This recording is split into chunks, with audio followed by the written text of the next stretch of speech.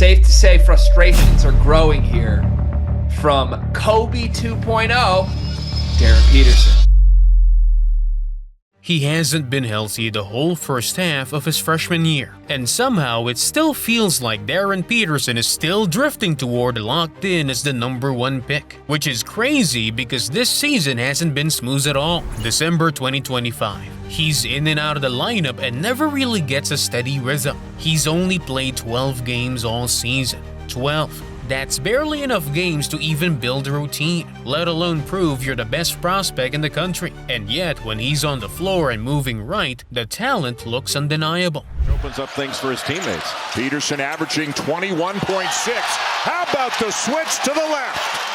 Like, you don't even need to be some sort of film expert to see it. You blink and he's already at the rim. So in this video, I want to do two things. First, break down why NBA teams are so high on him. Second, be annoying and nitpick every weakness that could turn into a problem in the league. Because Peterson is not perfect, not even close, but he's still the guy everyone wants. And that's what makes him interesting. From a bird's eye view, there are two things that stand out immediately: his physical tools and his shot making. Let's start with the body, because it explains everything else. But before we get into it, if you're one of those who are not subscribers yet, subscribe right now and hit the like button. Peterson is 6'6" with a wingspan over 6'10". That's the kind of build that fits the modern NBA. He can realistically play the 1, the 2, or the 3. He's big enough to shoot over guards, but quick enough to embarrass wings. And he's not only long, he has real burst. That quick twitch pop where a defender thinks he's in front,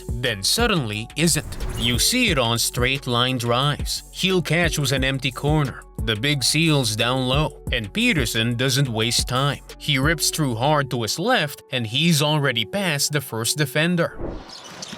Peterson spins it off the glass and in. Darryn Peterson.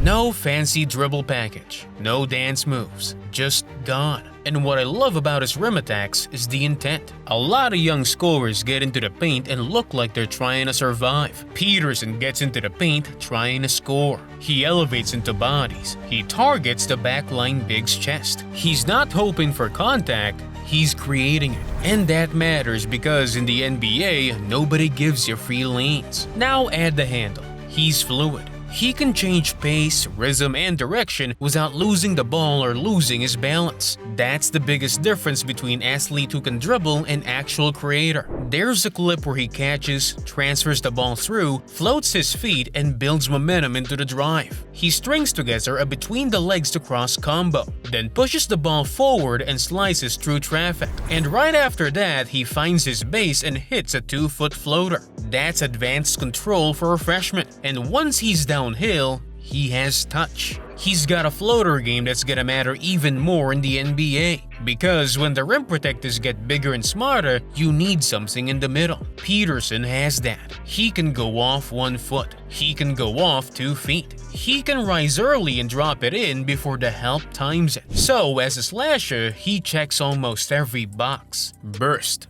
handle, finishing intent, floaters, body control. But the reason teams are really leaning in?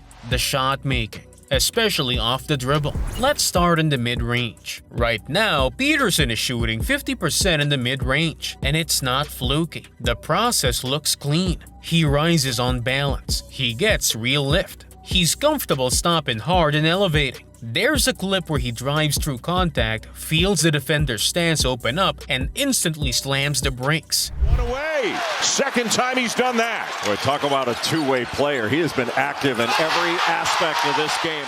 That's the cue. He goes straight up and hits the pull-up. That's not random. That's reading feet. He also plays physical when he wants a spot. He'll drive hard right, throw the inside shoulder into contact, bump out, land on 2 feet, and rise. He keeps his base. He stays square enough to the rim. He doesn't drift sideways like a lot of young guards do. Then you see the footwork. Right to left crossover.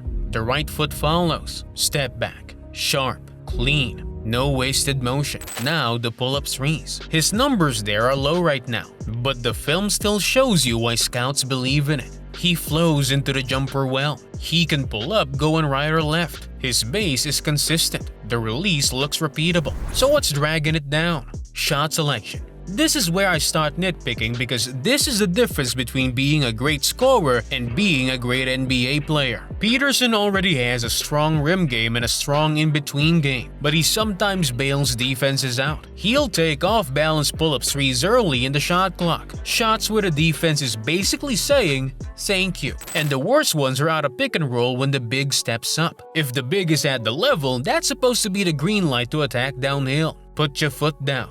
Get below the arc, make someone rotate. Instead, he'll settle. And that leads to his biggest area for improvement, reading the game. Not skill, not talent, reading. Raw scoring talent? He has it. He can beat guys one-on-one. He can create separation. He can score at 3 levels, but he needs to get better at understanding what the defense is giving him. There are clips where he has a lane and he stops to take a tougher pull-up. There are clips where he drives right into help because he didn't see the second defender loading up early. This is normal for young scorers. It's part of the learning curve. But in the NBA, it turns into turnovers, bad shots, and fast breaks going the other way. The good news is he does show feel in spots, especially in pick and roll. If he gets 2 defenders on the ball, he can find a roller. He can hit the weak side. That part is real. The problem is patience. He needs to probe more. He needs to keep his dribble alive longer. He needs to bend the defense, not release it.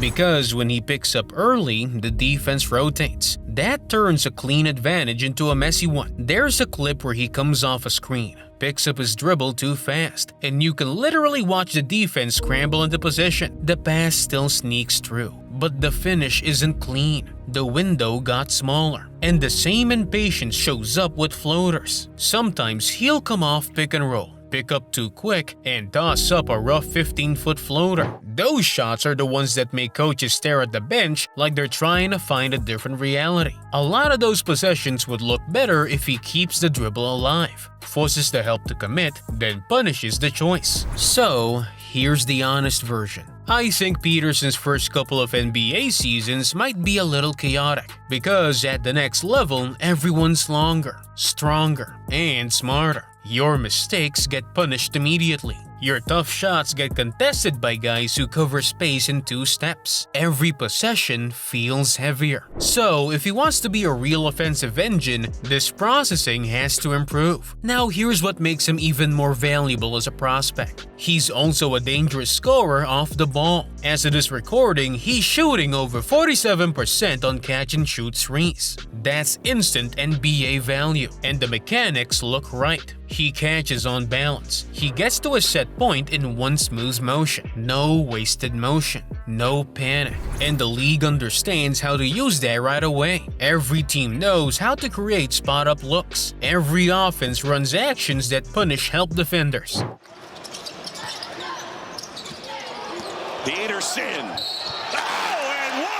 So even if he's still learning on-ball reads, he still impacts games early because he can space the floor. He also has subtle footwork as a spot-up player. He'll relocate a step or 2 as the ball drives downhill, creating a cleaner passing lane. That tiny movement turns a contested catch into a clean one. And he can operate off different screening actions too. Pin downs, flare screens, sprint ups into space, NBA stuff. And the scary part is, if you run him off those actions, he still has the dribble game. He can curl, take 1 or 2 dribbles, and hit a pull-up. He can attack rotating defenses. But again, reading matters. On aggressive closeouts, he sometimes gets trigger-happy and takes contested jumpers. On some plays, the defense is basically handing him a downhill lane, like it's a gift, and he still launches. So the summary is simple. Peterson has every tool you want. On-ball creation, off-ball shooting, pick-and-roll skill, isolation scoring, athletic finishing. The swing skill is decision-making. In pick-and-roll, he needs to probe. Off the ball, he needs to punish closeouts with drives instead of forcing jumpers. Now let's talk defense, because this is where a lot of people either overhype him or act like he's hopeless. He's neither. There are real positives. His length and foot speed already make him a solid on-ball defender. He can slide. he can contain, he can recover and contest. He also navigates screens better than most young guards because he has the mobility to stay connected. And I think he does his best work in the gap. When he's one pass away, he positions himself to affect the ball and still recover. He has that quick recovery burst where he can fix mistakes fast. He also jumps passing lanes. He closes space quickly. Sometimes it looks like he appears out of nowhere, which is fun when you're watching and painful when you're the ball handler. So yes, the tools are there, but the weaknesses are also real. Physicality is one.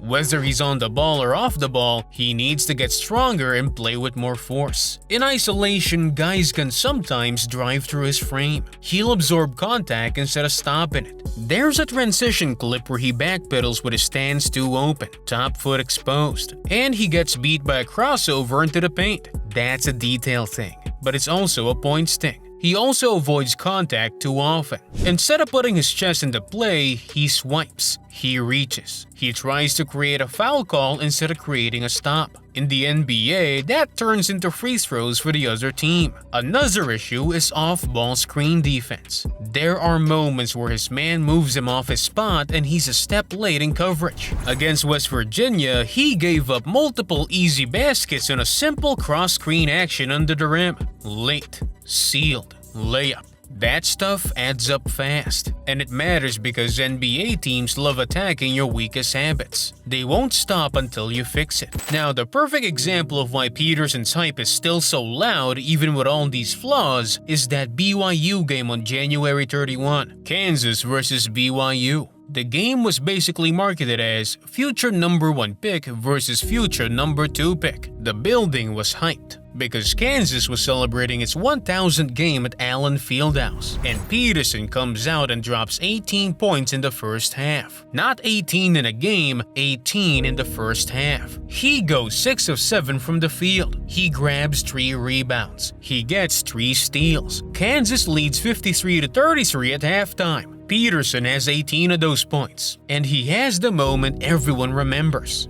The dunk. The oh wow, okay dunk. The one where he rises up and puts it down over BYU players like he's trying to end a conversation, not finish a play. Meanwhile, AJ DeBanza finishes with 17 points for the game, but he starts slow. He doesn't even score until there's 7 minutes and 22 seconds left in the first half, and it's a 3-pointer. So that big duel everyone wanted, Peterson basically hijacks it before it becomes a duel. Kansas ends up winning 90-82, and Peterson doesn't even get a full second half because he plays 3 minutes after halftime and leaves with leg cramps. Leg cramps, which is the most freshman thing ever. It's like your body's reminding you, hey, you're still a teenager.